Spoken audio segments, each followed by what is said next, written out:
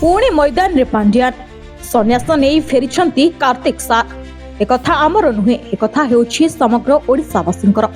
दर्शक बंधु आपण माने एकदम ठीक सुनिछंती।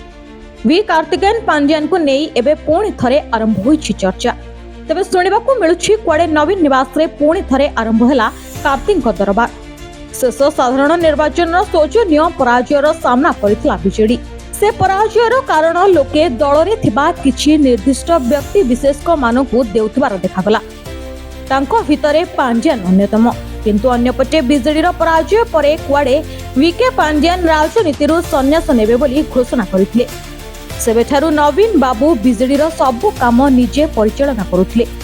बीजेडी सांगठनिक कार्यक्रम हेउ कि दलर किछि निष्पत्ति सबु निज तदारख रे परिचालना करुथबार देखिबाकू मिलितला। किंतु नवीन निवास जाउथबा व्यक्ति कहवा अनुसायी दलर दैनंदिन परिचालना काम सबु पांड्यान मार्फत रे हेउछि, जहाकू नेई दलर पुरुखा नेता मानक मध्यरे भी असंतोष देखिबाकू मिलुछि, जहा फल रे वर्तमान दल रे असंतोष देखा देछि। एभली कि कुआडे पुणी थरे दल को पांड्यान निज नियंत्रण रे नेई सारिलेनी बोली सुनिबाकू मिलुछि। आगामी दिन रे बीजेडी रो भविष्य कोन हेबो ताहा बुद्धिजीवी महल रे बेस चर्चार विषय। पुणी थरे पांड्यान और तांकर गोष्ठी जेउ भली भाबरे बीजेडी को निज अधीन को नेउछंती तार भविष्य कोन हेबो ताहा कहिबा वर्तमान कठिन। आउ एहारी भितरे एहा भी प्रश्न उठुछि जे दिल्लीर शासन रे बसुथिबा लोक बीजेडी को संपूर्ण रूपे निष्क्रिय करिवार नुआ चक्रांत नुहे तो।